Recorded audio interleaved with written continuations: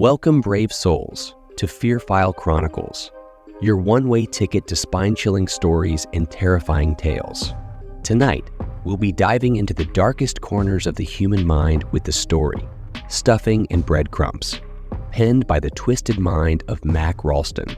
Together, we'll explore the unexplained and face our deepest fears. But before we begin, if you enjoy trembling in terror, be sure to hit that like button, share this video with your fellow fear fanatics, and subscribe to our channel. Don't forget to click the bell notification so you never miss an eerie episode.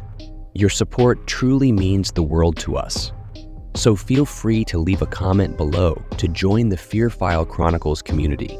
Now, without further ado, let's unravel the mysteries of the unknown together as we delve into tonight's fear-inducing story, Stuffing and Breadcrumbs. Dim the lights and prepare yourself for a chilling journey into the Fear File Chronicles. Baxter Brown tightened his grip on the icy doorknob of apartment 1620 and kicked the frost from his boots onto the welcome mat. That was about the last thing Baxter felt. Welcome, that is, and for the first time in his own complex. It was a cool 36 degrees in Washington County that day, and of all the things he might have expected to hear bitchin' about, like a cold shower or the stair rail stinging like he could do anything about it anyway, the smell of something burning would have been his last guess. Then again, it was Thanksgiving after all, and Lord knew if it wasn't for Monica's way around that new, fancy-pants conventional oven that he had installed in every last unit of the place, the White Bear luxury apartments might have gone up in flames years ago. "Did you burn the bird, Mrs. Campton?" Baxter was reciprocating the same soft smile of the old woman, but something told him that neither of them were truly happy to be there.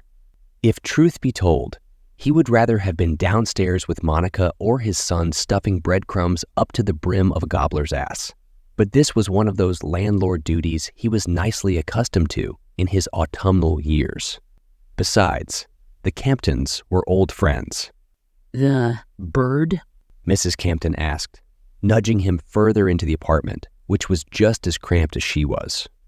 Baxter's smile widened as he plopped himself into Rick's cushioned recliner that sat silently in the corner. It had been there ever since they moved in, some 12 years prior after those Algonquin folks moved out, on a day just as gloom and nippy as this one, where the wind outside gusted with high-pitched whistles and the pine trees scratched along the window glass. "The turkey, I mean. Speaking of which, where's that old man of yours?" he asked as he nestled into the cushion. Baxter grinned from ear to ear as his eyes strayed from the old woman and across the room. Judging by the lack of warmth on his ass, Rick hadn't been in his perching spot all day.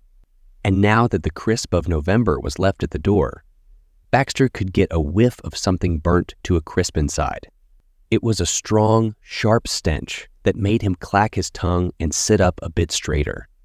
"Old man?" There was a tremble in the olden voice. Baxter bit his lip. Teresa might have finally been losing it. He only hoped that it wasn't her dearly beloved, wherever the hell he was. "Yeah, Rick," Baxter said, listening as the clatter went on in the kitchen. He stared forward as the boob tube played the parade on mute and awaited the old woman's response, which took an agonizing minute of silence to get to. The clatter in the kitchen had stopped without him realizing it, and the rest of the apartment was dead silent. "Oh, Rick," she said in realization. The clatter continued. "Yeah." Baxter replied, attempting to look over his shoulder, but only meeting his cheek with the soft brush of the headrest. "Where is he?" The smell was nearly unbearable now. Baxter was about to sit up when he felt something crunch against his thigh. He shoved his fingers into the cushion and fiddled around until something brushed against his thumb. It was some kind of wrapper, twisted around a broken butterscotch. A Rick Campton favorite, especially during Thursday night poker, where the only other thing he'd be sucking was the pot dry. Obviously, the boys would be taking the night off for the holiday, but come early December, the best perk of living on a reservation would mark their calendars yet again and Baxter would find himself $1 closer to paying off the White Bear's mortgage. He smiled, a genuine one this time, and shoved the candy into his pocket, checking the other side of his ass for more. When his fingers eventually met with something, he had, for a momentary touch, assumed it to be another of the candies. But it wasn't. It was the television remote, and it was suspiciously wet.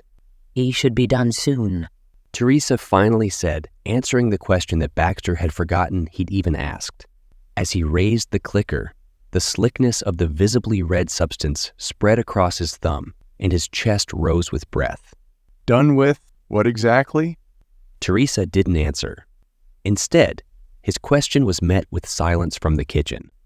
Baxter aimed the tiny remote at the television, and with a press of his finger, the screen blipped into blackness, and suddenly he could see himself. His scruffy doubled chin, his belt buckle that held up his corduroys, and his boots that still dripped with melting snow. He lifted his eyes just beyond the reflection of his head until they locked with the gaze of the feeble old woman, just standing still all by her lonesome in the kitchen and staring off blankly, as if she had no idea where or who she was. Done with. She started up, repeating what he had said. Done with. And then, as if jolting from a dream, spasmed with her neck. I don't know. She had said those final words with a higher inflection, as if tickled by them in her throat. The woman's head then began to turn in his direction, and with an impulsive tug of the wooden handle on his right side, Baxter dropped back as the recliner reclined, popping into its second position. Ricky, is that you? That same higher-pitched tone said from the kitchen. Baxter silently stared for a moment up at the ceiling, the dust that had accumulated along the crown molding, and the black dirt ring where the smoke detector ought to have been. It's Baxter, Teresa. Baxter? He could hear her shoes shuffle across the tile floor until they reached the carpeted hallway. In here, he said, pushing the wooden handle forward. Somehow, her new tone sounded welcoming now. Within a blink, the old woman stood before him before dropping onto the couch just across the room. She let out a cough and, with a sniff of the air, puckered her lips. Where's Rick? And what's that awful smell? Baxter gulped a hot swallow of spit down his gullet and rocked forward in the chair. That's what I've been asking you. The woman rapidly blinked and sniffed the air again. How long have you been here? About 5 minutes, maybe 10. The woman's eyes wildly darted around the room. And did you? My turn to ask the questions, Baxter said, cutting her off and remembering the wetness on his thumb. Teresa reluctantly agreed with a frazzled nod, and Baxter licked his chops as the chair squeaked like a chipmunk. Why'd you remove the smoke detector? The old woman's eyes bounced to the ceiling, and then back down. I didn't. Baxter nodded, unsure of whether or not he believed her. What's in the oven? I don't know. Baxter sighed and scratched his two chins. The chair rocked until it couldn't anymore, and then he leaned into her, smelling the same stench of the kitchen all over her hunched body, stained with everything plus the kitchen sink. If there's something going on, you really need to tell me, Teresa. The woman shook her head until tears began streaming down her reddened cheeks, and she could now see the stain on Baxter's fingers. I don't know. I thought it was a dream. She trembled, both with her voice and her hands. Thought what exactly was a dream? What happened, Teresa? The old woman glanced around her and realized it was only them in the apartment. Rick was acting funny. Funny how? Well, it wasn't funny. It was awful. What was awful, Teresa? The chair squeaked again, and Teresa flinched. That smell was beginning to get to the both of them. Rick looked unwell. He was pale, and his eyes were sunken. When was this? Last night. I'd made some last-minute stuffing and was going to wait until today to give it to him, but... You gave it to him anyway. That's right. I did. Her hands were now clasped together as if in prayer, and her face was twisted into a question. Can I ask why you're here? Got some complaints from other tenants. Thought you might have needed help in the kitchen. Guess I was right. Baxter said, but he didn't smile.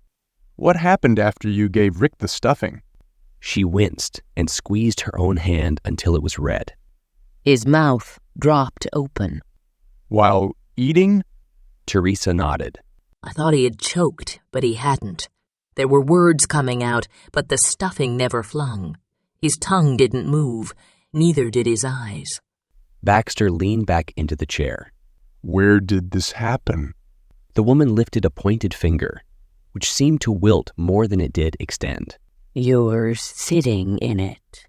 A chill went down Baxter's spine and forced his ass up a bit. His stomach was churned like butter, and the smell about the room was now edible, tangible. What was he saying? The old woman shook her head as her earrings rattled. It wasn't him talking. It was some kind of other voice, other language, maybe several. Like Spanish?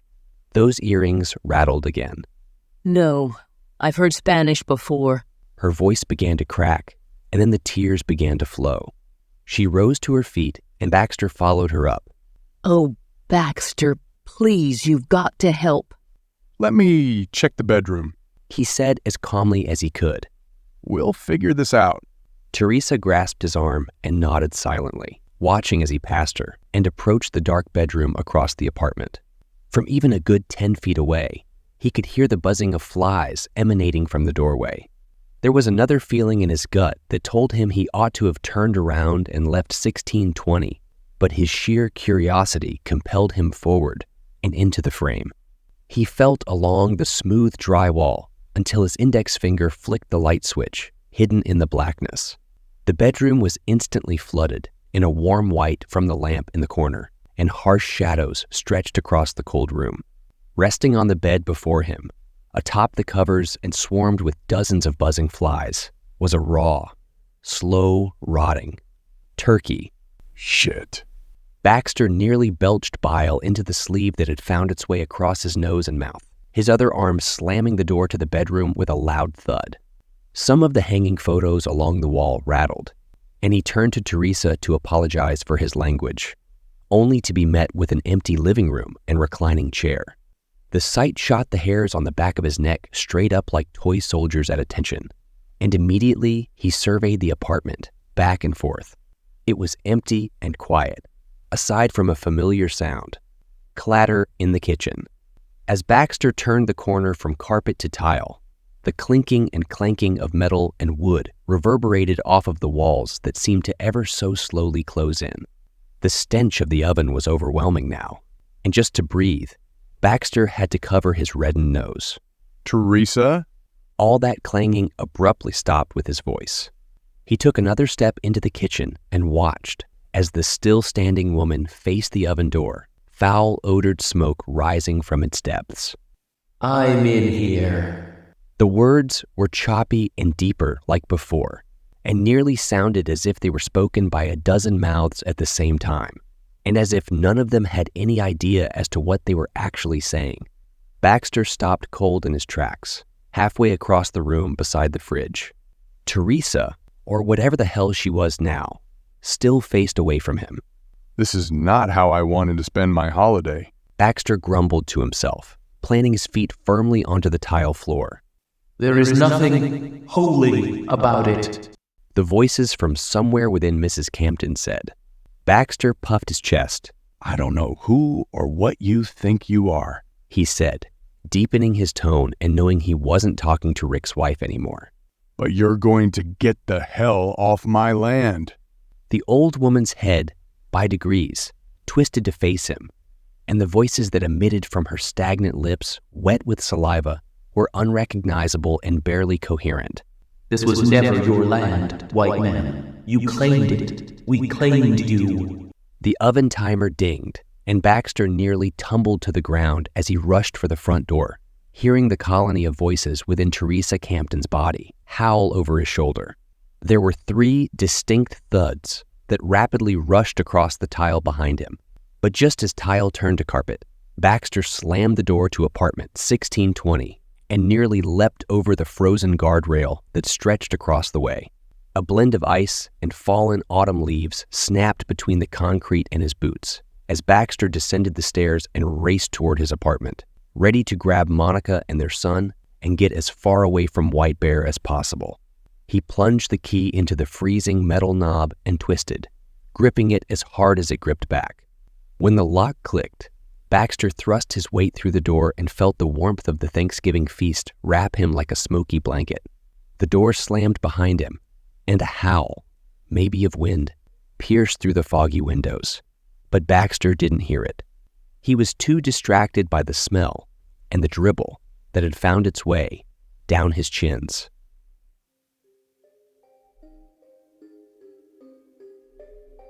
Well, my friends, we've reached the end of tonight's chilling tale, Stuffing and Breadcrumbs, by the talented Mac Ralston.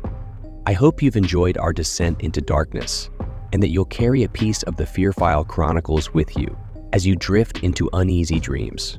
If our story left you shivering and shaking, don't forget to like this video, share it with others who crave a good scare, and subscribe to the Fear File Chronicles for more haunting horrors. Remember to hit the bell notification so you're always among the first to know when a new nightmare awaits. As always, we appreciate your support and would love to hear your thoughts in the comments below. Sharing your fears and frights with us truly means a lot, so don't be shy to engage with our sinister community. Until next time, remember to embrace the darkness, for it is within the shadows that our most terrifying stories are born. Good night, and stay scared.